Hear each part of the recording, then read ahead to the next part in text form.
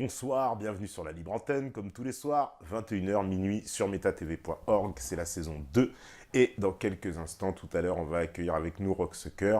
En attendant, bonjour à la régie, bonjour évidemment aux modératrolls, et Nuit, la Révolte, Libertad, Ozzy, Sage et tous les métanotes connectés. Il y a Liberty, Valigomou, Patriote, Mick, Camcam, Opossum, Karak, Freeze, AKS, Liberty, Canada, Joel Quake, le Télico, Fange de Brie, Rémi Selton, Exter, Age, Peck, Tanaka, voilà, Lille Payet, Kroos. Bon, vous avez toujours des noms Octopus libres sortis de la quatrième planète, hein, vous aussi, ça tombe bien. Ce soir, ça va vous plaire parce que ça va être la matrice, un peu la dimension dans laquelle nous vivons tous sans peut-être des fois s'en rendre compte. Donc ça, c'est un sujet, on va dire, assez récurrent chez vous. Ah voilà, on fait un signe que c'est prêt. Allô, Rock, t'es avec nous? Oui, bonsoir Tepa. Ah bonsoir. Écoute, bienvenue sur la Libre Antenne. Hein, c'est la deuxième fois parce que toi, on s'était vu sur le Métatour, mais justement, t'avais pas assisté encore à une émission. On est content ce soir de te recevoir. Écoute, je suis très, très content moi aussi de relever ce défi, de tenir 3 heures pour vous parler d'un sujet aussi complexe. Ah oui, alors pour ceux qui Passionnant. ne te Passionnant. connaissent pas, on va te présenter un peu. Tu es quand même le fondateur du magazine Top Secret. Oui. Et ça, voilà, c'est un magazine voilà, qu'on va dire qui fait référence dans les. Alors les sujets, je ne sais pas comment on les qualifie, ces sujets, quoi, que les autres n'osent pas traiter, sujets dits complotistes, entre guillemets. Hein, Voilà, c'est ça, un petit peu conspirationniste. conspirationnistes. Ça, ils adorent. Voilà, On a des armées de conspirationnistes, nous. voilà, mettre les pieds directement dans le plat. Conspirationniste, c'est quand même plus couillu que complotiste, tu vois, Mais ouais, quand j'ai démarré Top Secret, c'était conspirationniste. Conspirationniste, Complotiste, ouais. ça n'existait pas. Ça s'est arrivé plus tard, les médias qui ont commencé à mettre ce mot. Il y a un petit côté péjoratif, donc complotiste. Oui, Hein. oui, oui. Oui, oui, c'est un peu, c'est toujours le même argument utilisé par ceux d'en face pour éviter précisément de répondre aux arguments et de placer comme ça un taser idéologique. Ça permet d'éviter toute forme de débat, quoi, finalement. Absolument. Donc en fait, le magazine Top Secret, nous, on a commencé en 2002, en Ouais. janvier 2002, et on traite des énigmes de la science et de l'histoire. Donc en fait, le but, c'est un peu de regarder à l'époque, il n'y avait pas l'Internet qu'on a aujourd'hui. J'avais que la presse papier pour pouvoir exprimer ce type d'idée-là, me glisser à travers les mailles du système. Et donc, l'objectif, c'était de regarder le monde autrement, Mhm. essayer de comprendre, d'avoir une autre façon de voir le monde. Ouais, d'accord, oui, voilà. Voilà une autre façon de voir le monde. Mais en plus, j'ai envie de dire, depuis, cette façon de voir le monde a fait des émules parce que Ouais, il y a beaucoup, beaucoup de monde maintenant qui se pose beaucoup de questions. Et exactement. Oui, oui. Comme dirait un ami, on a créé une sorte de monstre. ouais, Effectivement, sans en avoir l'air. Tu vois. sans en avoir l'air, ouais. Ouais, parce que d'ailleurs, toi, comment est-ce que, puisque ça fait vraiment, voilà, t'es j'ai presque envie de dire, un des pionniers hein, dans les médias, dans ce genre de sujet, Oui, t'as vu l'évolution, quoi. Qu'est-ce qui. j'ai vu, effectivement, j'ai vu l'évolution. Elle a été spectaculaire. Faut imaginer qu'à l'époque, quand on a commencé le magazine Top Secret, Ouais. déjà commencer à imaginer que l'homme avait été créé par des entités extraterrestres et commencer à essayer de faire une relecture de la Bible, une relecture de l'Évangile, etc. à travers ce prisme, il fallait déjà y aller sur la pointe des pieds pour pas vraiment avoir des ennuis, tu vois, tout Ouais, simplement. ouais, ouais, ouais. Et petit à petit, de façon homéopathique, on a commencé à parler de symbiote de l'homme, on a commencé à parler des dieux de l'Olympe, de tous ces trucs-là, et puis de ramener la religion aux mythologies, la mythologie à l'actualité ufologique, par exemple. et puis doucement à transformer, enfin à contribuer à modifier les mentalités par rapport à tout ça. Enfin, j'espère. Ouais, parce que aujourd'hui, ce public-là, c'est Internet, je pense. Ah, qu'est-ce qui se passe? La américaine. Ah, d'accord, oui, ils ont peu. Apparemment, t'as perdu à l'image. Moi, je j'ai pas tellement de retour, donc je ne sais pas, mais Ça y est, ça revient. Ah, ça revient, ouais, voilà. Je suis désolé, c'est mystérieux. Voilà, les petits bugs. C'est la CIA, peut-être. Et en fait, donc, non, je disais, il y a. Rien. La caméra était en position fermée. Normalement, il faut cliquer dessus, mais c'est comme Ah, ça. mais nous, il se passe plein de choses bizarres aussi, tu sais, de notre côté. Et, L'habitude, hein. et c'est vrai bah tiens, on parlait tout à l'heure, bah c'est marrant, tiens, je vois Canada, il me fait référence effectivement à Jimmy Guilleux. Lui, c'est carrément l'ancêtre presque des gens qui nous ont informés sur ces sujets-là à Tout une à fait. période où ils passaient en dérision la plus totale. Alors, c'est dans au début des années 90, quoi. Oui, oui, absolument. Et Jimmy Guilleux est décédé, pardon, quand moi j'ai commencé à. Donc je l'ai jamais rencontré. Ouais, Quand j'ai commencé à vraiment me pencher sur ces sujets-là. Euh, alors, Top Secret est un peu plus ésotérique, on va dire. d'accord, oui, ouais. On mêle un peu d'ésotérisme, alors que à l'époque, Jimmy Guilleux était vraiment c'était une période encore avant, il touchait pas trop encore à ces sujets-là. D'accord, parce que justement, plus Jimmy Guilleux, c'est vrai que c'est celui qui nous parlait à la fois des extraterrestres et d'OVNI, mais en revoyant en fait ces vidéos, j'étais assez stupéfait de constater qu'il parlait aussi de Bilderberg, de Nouvel Ah, Ordre Mondial, voilà. de Trilatéral, de... Il était en plein dans la conspiration à fond. Il Ah ouais, était, à fond. Ben voilà, c'est exactement. Ça, c'est un aspect en plus de Jimmy Guilleux qui était un peu pas trop mis en avant. On l'invitait pour le faire passer un peu pour l'illuminer oui, sur les extraterrestres, quoi, dans les émissions de Chavannes. oui. Alors, parmi les francophones, tu avais aussi Serge Monast, Serge Monast, oui. qui était d'une puissance extraordinaire. Alors, lui, il avait 20 ans d'avance Ah oui. sur vraiment nous tous, quoi. Et puis lui, il a parlé, c'est lui qui a parlé la première fois du Blue Beam. C'est C'est lui qui a parlé du Blue Beam la première fois, c'est lui qui a parlé des implants, de la microchip. Mais il faut voir Ouais, ça, c'est dans les années 80. ouais, ouais. Donc, il faut imaginer, ce type était d'une puissance incroyable, et puis bon, il est mort de façon très mystérieuse. Oui, voilà, c'est ça. Il a été assassiné bizarrement, hein. Enfin, je sais pas, ce que j'ai compris, que c'était un espèce de... En tout cas, ça ressemblait plus à un assassinat, quoi, sa mort. Ouais, une mort très douteuse. Et voilà, ça, c'est des gens qui allaient vraiment très loin.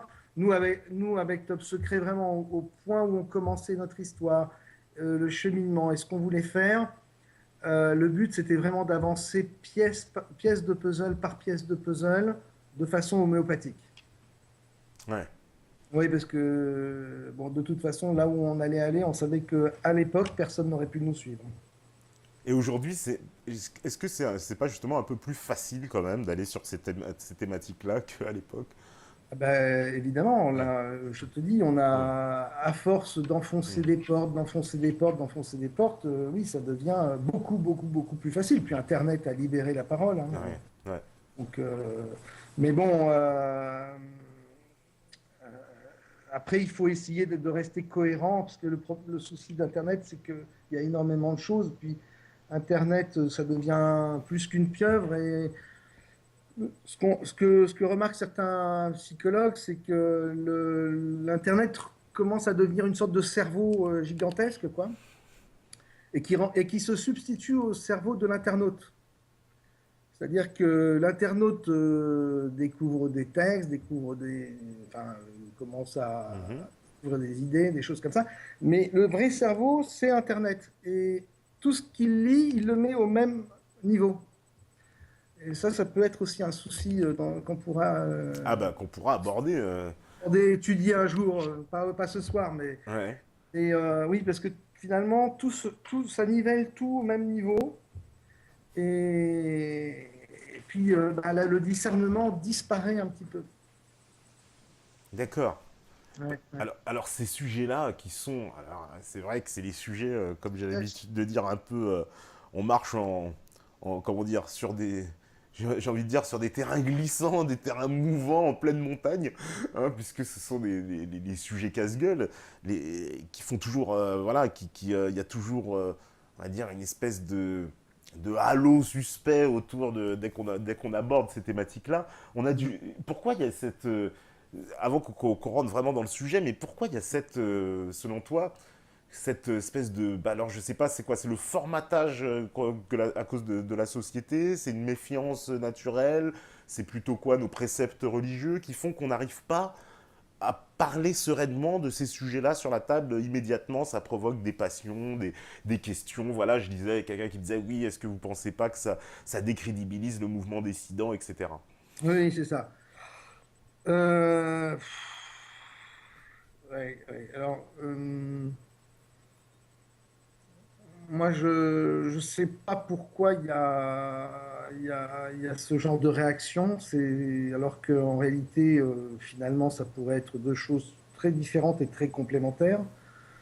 Euh, enfin, qu'on vous reproche, vous, de vous décrédibiliser parce que vous abordez ce genre de thème, mais c'est une folie. C'est-à-dire que euh, c'est comme si, déjà à la base et par nature, décrédibilisé comme vous l'êtes par le système, Ouais, vous vous ouais. priviez d'aller fouiller, d'aller chercher dans les sentiers hors contrôle et dans les terrains en friche. Non, il faut y aller, il faut chercher sincèrement et puis se poser des questions, toujours se poser des questions. Finalement, qu'est-ce qui nous porte tous? C'est la quête de la vérité.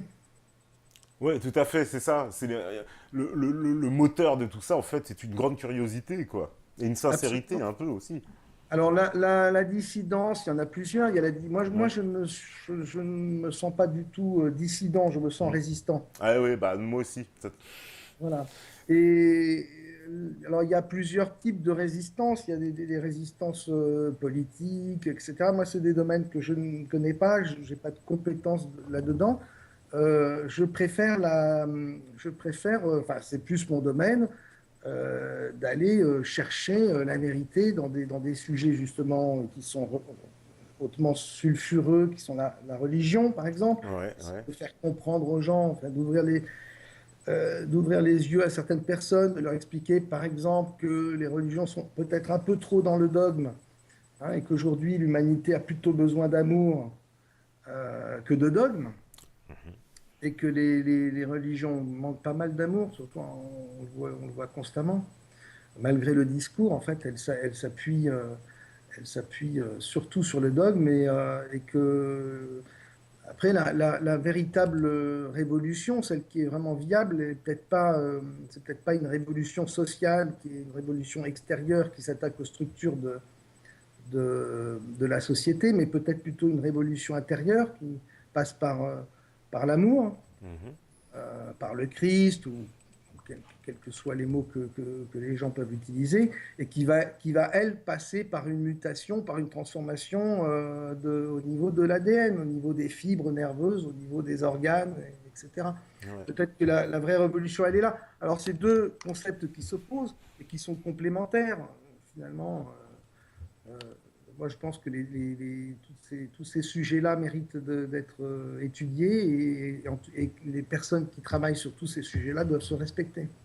Voilà, et en plus, tu sais, immédiatement pas mal de réactions. Il y en a qui me disent, voilà, c'est parce que les gens ont peur des conséquences sur leur vision du monde. Voilà. Où on me dit, Absolument. voilà, on me dit aussi, le système est tellement bien fait que d'en parler à ses proches est très compliqué car tout est fait pour décrédibiliser ceux qui veulent en savoir plus. Voilà. Donc c'est vrai qu'il y a une espèce de, en plus d'épée de Damoclès sur ceux qui veulent en plus communiquer avec les autres et ils se font laminer, si j'ose dire, par la société immédiatement, quoi. C'est dès qu'on touche à ça, quoi. Le système est très bien fait. Tout a été parfaitement bien verrouillé dans la matrice pour empêcher qu'il y ait trop de grains de sable qui viennent enrayer la mécanique. C'est une mécanique qui fonctionne depuis quelques millions d'années déjà. Ouais, effectivement. Alors justement, cette mécanique, cette matrice, qu'est-ce que justement, alors comment on la définit cette matrice dans laquelle nous vivons? Alors, imagine le sujet hyper complexe. Moi, j'ai pas trop l'habitude d'en parler. Je travaille dessus par écrit Ouais. et je ne suis pas conférencier non plus. Donc, je n'ai pas un plan établi, etc. Mais enfin bon, j'ai pris quand même quelques notes. Il y a, il y a pas, il y a énormément de façons d'aborder cette question de la matrice, savoir dans quoi on est, qu'est-ce qu'on est dans tout ça. En fait, depuis l'origine des temps, on est confronté à une question qui est l'énigme de la vie, et qui est une question erronée et dont la logique faussée ne peut conduire que sur une impasse. Euh, et donc, en fait, ce qu'on, souvent les gens vont aller chercher les réponses dans les religions. Ouais. Et si on regarde l'histoire, on se rend compte que les religions, par rapport à cette question, ne sont pas très bien placées parce qu'avec les concepts archaïques qui sont les leurs, elles ont engendré plus de guerres et de massacres dans l'histoire que tout le reste, quoi. Ouais, alors là déjà, t'as tous les religieux Oui, contre toi. Bon, enfin, c'est un premier constat que les religions, malgré tout, malgré les beaux discours et tout ça, c'est quand même un super, super, super, super instrument de contrôle. C'est bon, bah, il suffit de le voir, hein, les politiques, dès qu'il y a un souci, ils font appel aux religieux, ouais, hein, parce que ça leur donne une légitimité. Et puis, il faut savoir aussi que, malgré les progrès techniques, entre guillemets, euh, malgré la civilisation, on se rend compte que la religion, depuis au moins l'Égypte, et bien avant avec Sumer et compagnie, les religions sont toujours très, très, très présentes dans le système de contrôle de l'humanité. Hein. Alors les religions qui devraient être là pour nous apporter des réponses sur qu'est-ce que nous faisons là, qui sommes-nous, etc., finalement, elles ne font qu'aggraver le problème. C'est-à-dire qu'elles divisent l'humanité. Et c'est un peu comme si le docteur était devenu la maladie, si tu veux. Tu vois, ouais. une maladie chronique en plus. C'est embêtant. Et alors, je te parle des religions, mais parce qu'en fait, bon, il y a quand même, je sais pas, 90% de la population mondiale qui suit une religion. Et ça fait partie des choses qu'on a intégrées dans l'esprit humain. Si tu veux, au niveau de... Alors, avant de parler de ce qu'est la matrice, vraiment, d'un point de vue structurel, on peut déjà parler de l'être humain Ouais. et se demander si on n'est pas, si on n'a pas été créé par des entités. Ah, ouais. Là, tu vas te faire encore plein d'amis, je vois. Vas-y, vas-y. Allons-y, on est en terrain glissant, de toute façon. Allons-y, on est sur la montagne, là. Et des entités qui ont bien réfléchi, au système, à ce qu'ils avaient besoin de faire dans cette matrice, et ont donc façonné l'être humain avec des règles, avec des, avec des concepts très, très particuliers et des tabous. Ouais. Bon, comme exemple qu'on peut donner, là on peut reprendre directement la Bible, qui est le texte le plus abordable pour tout le monde, qui est imprégné des traditions sumériennes, égyptiennes. Euh, euh, on a un exemple tout bête de si tu veux, de cette présence de gens qui pourraient, enfin d'entités qui pourraient tirer les ficelles. Ouais. C'est dans la Genèse, tu sais, le passage où ils disent faisons l'homme à notre image, selon notre ressemblance, et qu'il domine sur les poissons de la mer, sur les oiseaux du ciel, etc., etc., Ouais, sur ouais. les reptiles, etc. Et, et il fit venir l'homme devant toutes ces créatures pour voir comment il les appellerait. D'accord. Et afin que tous les êtres vivants portent le nom que l'homme va leur donner. Et donc à travers ce petit passage de quelques lignes, on se rend compte, dans cette matrice, avec ses règles, ses lois, hein, tout ça c'est profondément ancré profondément ancré dans l'ADN de l'être humain. On se rend compte qu'à travers le nom que l'homme va attribuer aux objets, aux créatures, etc., il va avoir un pouvoir sur ces objets. Il va affirmer son pouvoir sur ces animaux, etc. Et c'est pour ça qu'on retrouve dans la Bible euh, pas mal de passages où l'Éternel, Yahvé, etc., menace les individus de supprimer leur nom du grand livre, le nom dans les cieux, etc. Tu vois, Ouais.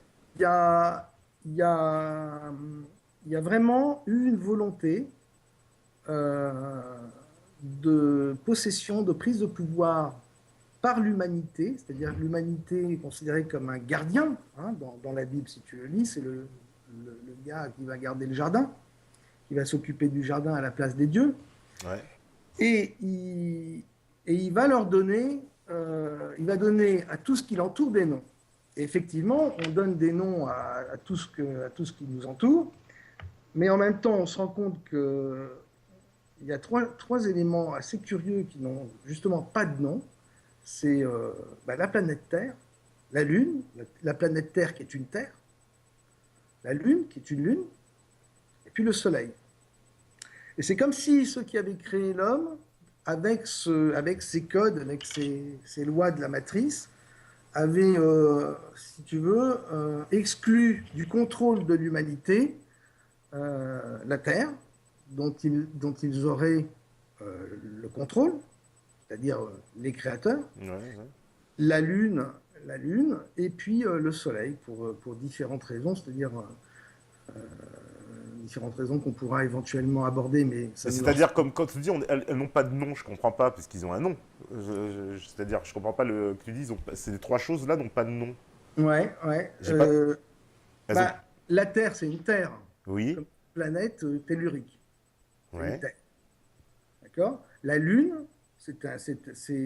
on appelle tous les satellites de Saturne, etc. On appelle ça des lunes.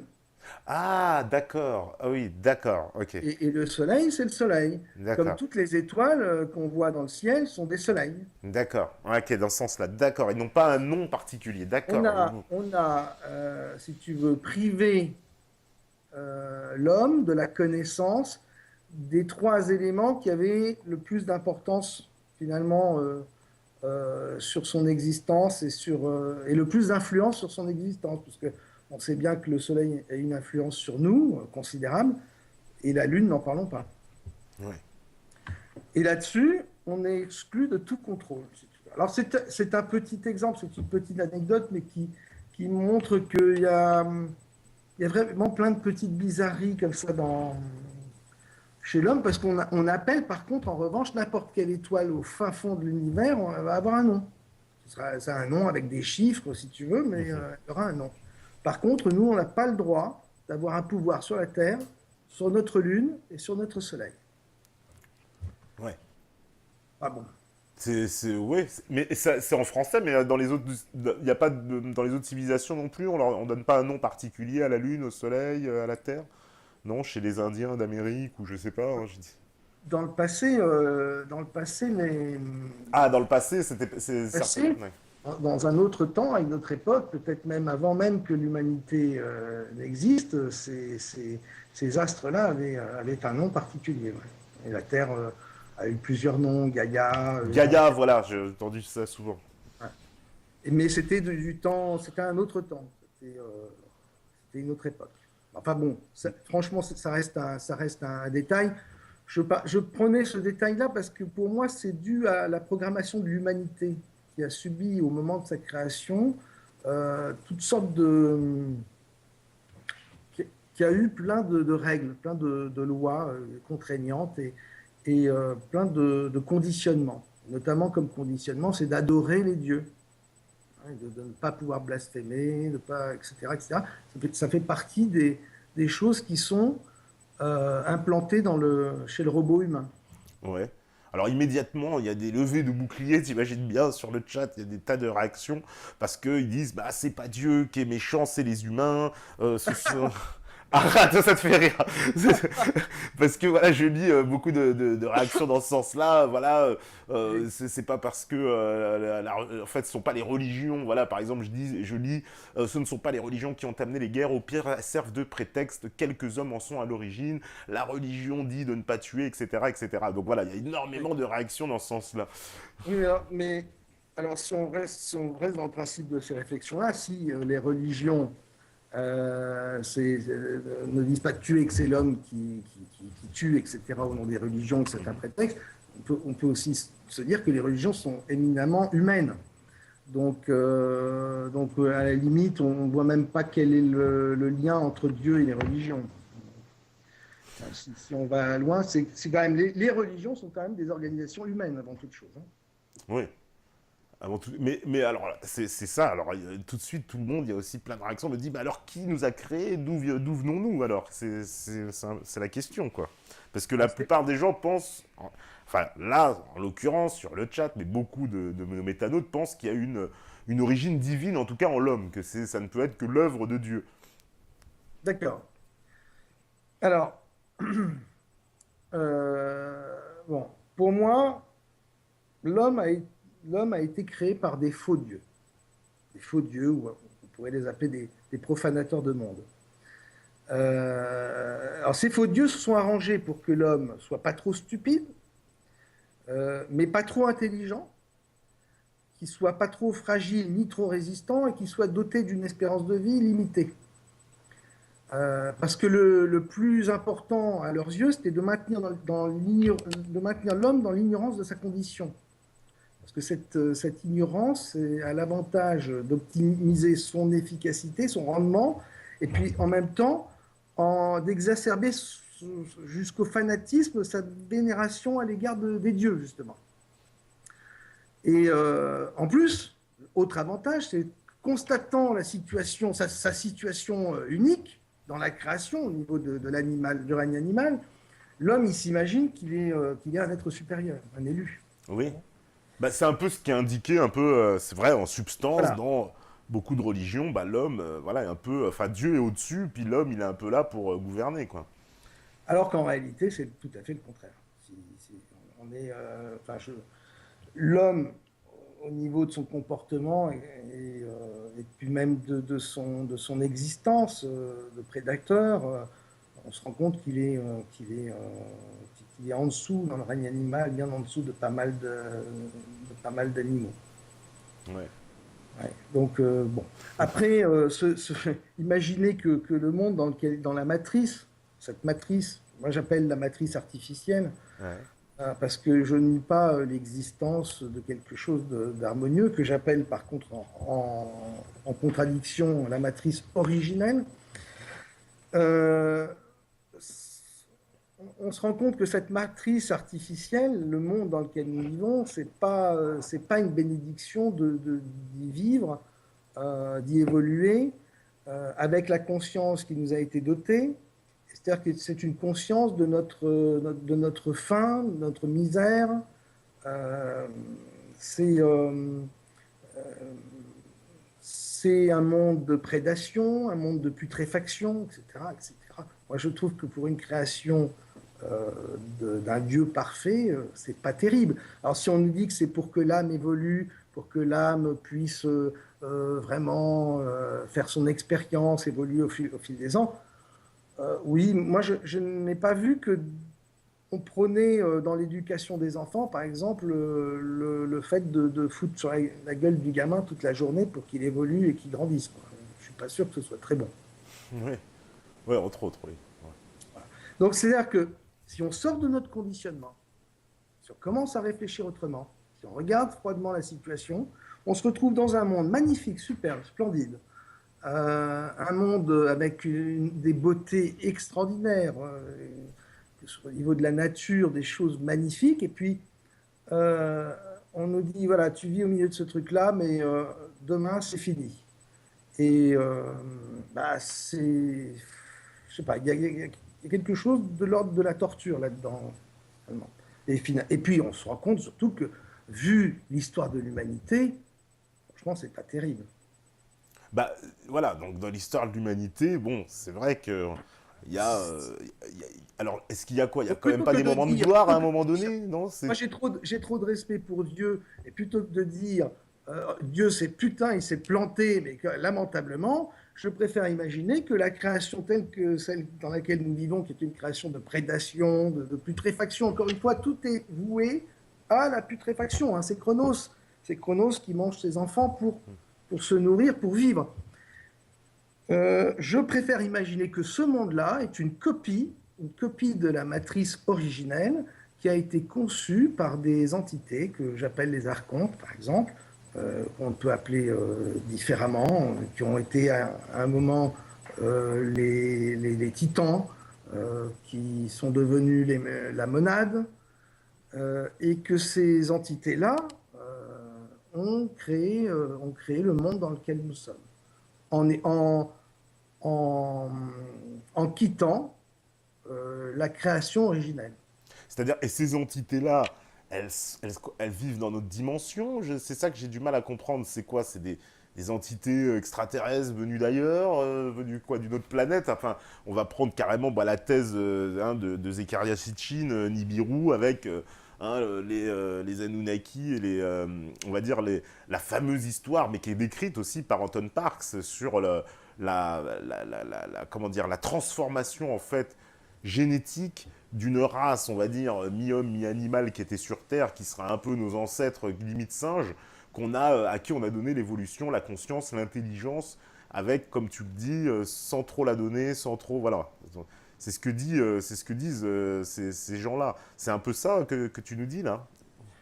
Euh, Ou pas tout à fait? pas tout à fait. C'est-à-dire que là, D'accord. on est encore,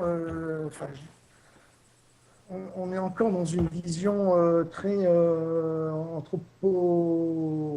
très anthropocentriste, je crois, de la divinité, de la théologie, etc. Moi, j'ai l'impression que c'est encore autre chose. J'ai le sentiment que ces créatures viennent du monde originel, qu'elles étaient, euh, qu'elles étaient, euh, qu'elles étaient à la limite parmi les expressions du vivant de la matrice originelle, les bénis du système. C'est-à-dire qu'elles avaient même énormément d'avantages, énormément de possibilités, qu'elles avaient peut-être même toutes les possibilités de toutes les autres créatures qui vivaient dans ce monde-là. Et puis euh, qu'à un moment, elles ont eu besoin qu'elles ont eu besoin à un moment de revendiquer un pouvoir, parce qu'elles estimaient qu'elles étaient bien mieux que tous les autres, etc., et que c'était pas juste qu'on on les laisse dans cette espèce d'égalité totale et d'harmonie totale dans ce monde complètement harmonieux. Et ces créatures bénies par rapport à toutes les autres, hein, ce que je raconte, c'est un peu la légende du fameux ange déchu. Hein. Ouais, ouais, ouais, ouais. Ces fameuses créatures donc ont décidé, enfin c'est même pas qu'elles ont décidé, excuse-moi, appelez-moi. Ouais. À un moment, euh, elles se sont réunies, commencé à râler, et dans la matrice originelle, quand tu commences à râler, quand tu commences à être pas content, c'est un truc qui est assez inhabituel, je dois dire, parce qu'il faut imaginer la matrice originelle, c'est-à-dire c'est le pendant de notre création, sauf qu'elle est parfaite. C'est-à-dire qu'il n'y a il y a plus de prédation, c'est du partage, c'est de l'échange d'énergie, etc., etc. Et elles ont commencé à ruminer. Et il y a une espèce d'humeur noire qui a été formée autour de ces entités-là. Ouais. Cette humeur noire est devenue matière noire, et puis il y a eu le temps zéro. Alors bon, je ne veux pas rentrer dans des choses aussi conceptuelles et aussi complexes, mais ces créatures, tu me demandes si elles sont faites pour vivre dans notre monde. Pas du tout. Pas du tout. C'est-à-dire qu'elles ont, au départ, dans cette matière noire, elles s'y sont senties plutôt bien. Et elles s'y sont senties tellement bien qu'elles ont continué de ruminer et que ça leur a donné l'idée de créer leur propre monde. Et c'est à la base, c'est en partant de cette matière noire qui avait été créée que la matrice artificielle a pu, a pu, a pu naître. Alors, ces entités, à la suite de ça, ont été modifiées, ont été transformées. Ouais. Et elles ne sont plus capables de revenir dans le monde originel, mais elles ne peuvent pas vivre dans ce nouveau monde dans lequel elles ne sont pas nées. D'accord? Mhm. Et quand il y a eu la création de cette matrice artificielle, il y a toutes sortes d'expérimentations du vivant, du monde originel, qui s'est retrouvé emprisonné dans ce monde-là. Et ce monde, cette matrice artificielle qui est conçue sous la forme de 7 sphères, a été habité selon les sphères de densité par différentes créatures jusqu'à la sphère de base, la sphère racine, qui est celle dans laquelle nous vivons, celle de la densité de matière, quoi. Dans cette sphère-là, on retrouve les éléments, les 4 éléments, l'élément terre, feu, eau, Ou R. air. Mhm. Bah, oui, enfin, les 4 éléments, j'invente rien. Et puis on retrouve aussi beaucoup d'ADN, l'ADN étant en réalité une expérimentation du vivant originelle. Et alors parce que voilà, quand je parle d'ADN, je reste approximatif, je ne suis pas un scientifique.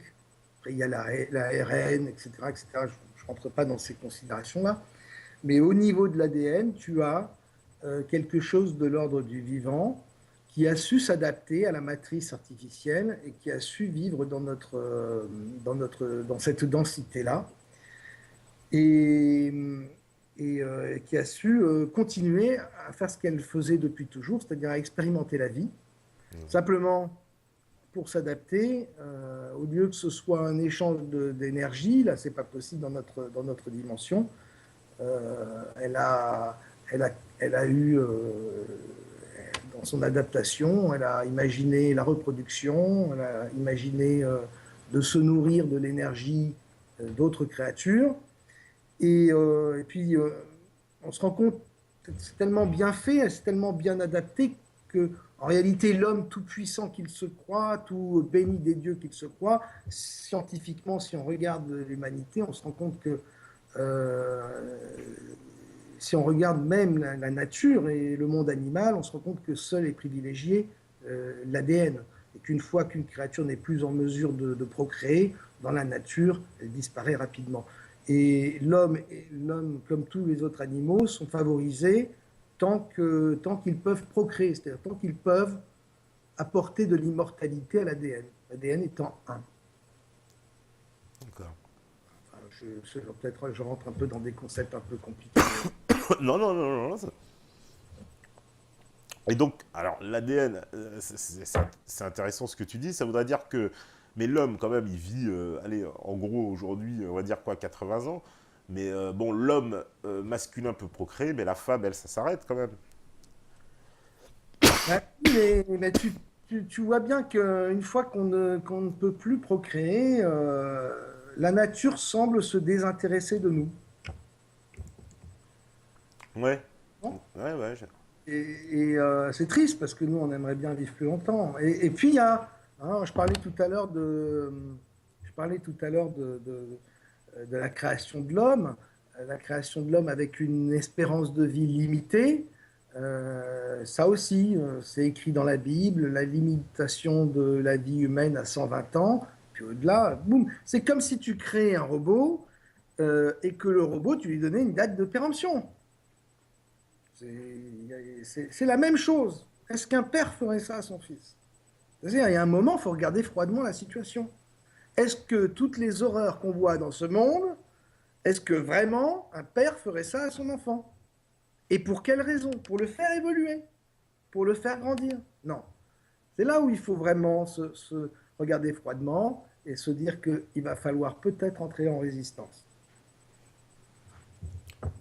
Il y en a, alors immédiatement, tu sais qu'il y a énormément de réactions. Voilà, par exemple, on dit que tu insinues que ce serait des démons qui auraient créé Dieu, l'homme plutôt que Dieu, en fait. En termes humains, on peut appeler ça des démons, effectivement. Ouais. Effectivement. Tu sais, aujourd'hui, donc ces démons se retrouvent dans la matrice artificielle dans laquelle ils n'ont rien à faire, ils ne sont pas nés là-dedans, ils ne sont pas adaptés à ce monde. Et, euh, et donc, ils sont confrontés à un problème, c'est que ce monde-là, il faut qu'ils le tiennent. C'est le monde où personne ne va les emmerder. Ils vont être enfin les rois de leur propre monde. Mhm. Et, euh, et, mais malheureusement pour eux, ils ne peuvent pas y vivre. Donc il faut qu'ils trouvent une solution. Nous, qu'est-ce qu'on ferait aujourd'hui à l'époque de la conquête spatiale? On envoie des sondes qui explorent le système solaire à notre place. Mhm. Et en toute logique, on se rend compte que les voyages les voyages, l'adaptation à certaines planètes, etc., nous limitant. Bah, dans les planètes hostiles, qu'est-ce qu'on envoie? On envoie des sondes, on envoie des robots, puis demain ce sera des androïdes, etc., etc. Finalement, c'est certainement la meilleure façon d'explorer un milieu hostile dans lequel on ne peut pas vivre. D'accord?